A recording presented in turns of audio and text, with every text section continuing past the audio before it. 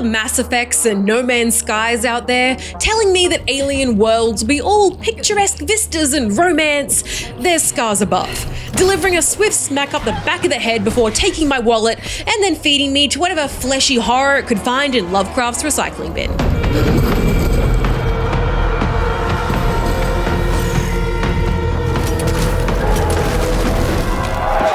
Person sci-fi shooter Scars Above is an interesting one, in that it captures the vibe of other games so well, while seemingly establishing little identity of its own.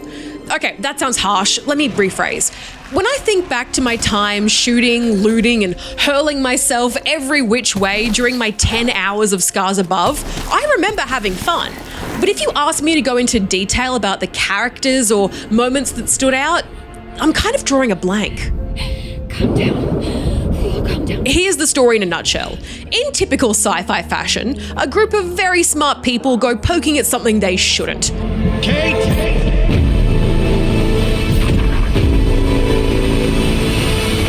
Lo and behold, now we're stuck on a mysterious alien world, fighting off monsters and getting a head full of exposition from a hologram. Your friend is inside.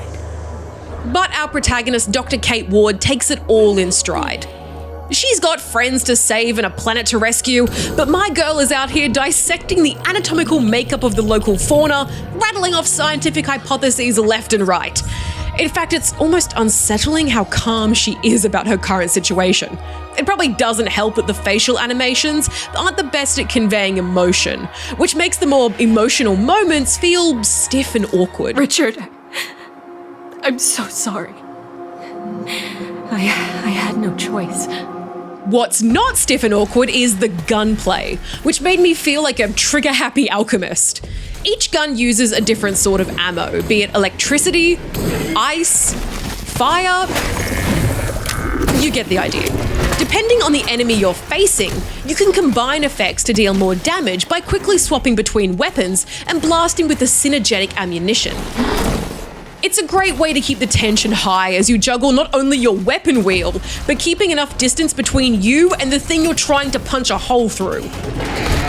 You're introduced to item crafting pretty early on, with new weapons and special gadgets drip-fed to you as you go, but initially your options are fairly limited. Those first few hours were particularly brutal while I was finding my feet, especially since Kate is about as durable as wet tissue paper. And your melee weapon may as well be swapped out with a butter knife if you're going up against anything bigger than you. These little jack-in-a-box but make it a cosmic nightmare scorpions, for instance, would pop out of the water right by my ankles and spew poison at me, which was how I worked out that prolonged exposure to certain elements, like poison, continues to drain health until either the effect expires or Kate does. Respawn points are few and far between as well, so you can imagine the vice-like grip I had on my controller after my 6th go at the first boss, a jacked-up rock rhino with a squishy little ball belly that acted as a weak spot. This is pretty standard for all bosses or potential challenges. Big, hulking monstrosities with obvious vulnerabilities to be targeted. Like this big swinging sack. I feel like I should censor this. Once you start crafting more powerful gadgets like shields and flammable liquid grenades, that initial difficulty does plateau somewhat, but honestly, I didn't mind. I don't get a kick out of being kicked, so I was quite happy to take whatever upper hand I could get, especially since even in regular encounters, running away isn't an option. The few times I ran out of ammo, I tried my luck running to the exit only to smack headlong into a blocked path until all enemies were cleared. These forced confrontations really box in the world, making it feel more like sectioned off mini-maps rather than a cohesive environment. What's more satisfying? Resigning yourself to being dogpiled by enemies to force a respawn, or just barely making it to the exit by the skin of your teeth, monsters gnashing at your heels?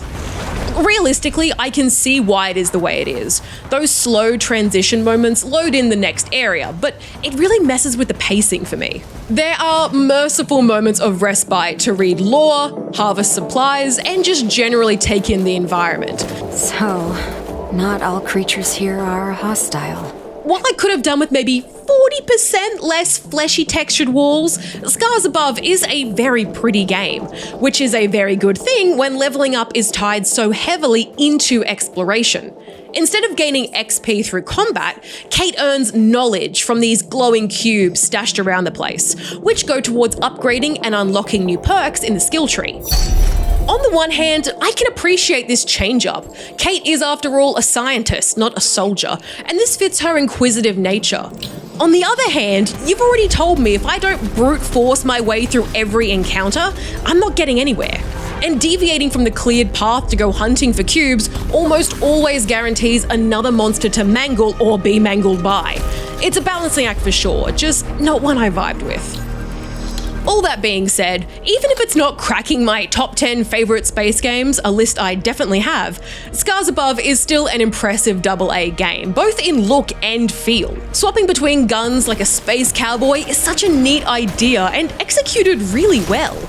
The world, though punishing, is beautifully crafted, and though the story is a bit predictable, it's a good lead into future sequels, which I'm hoping for. There's probably a lesson in here for me about adjusting expectations and not making lofty comparisons.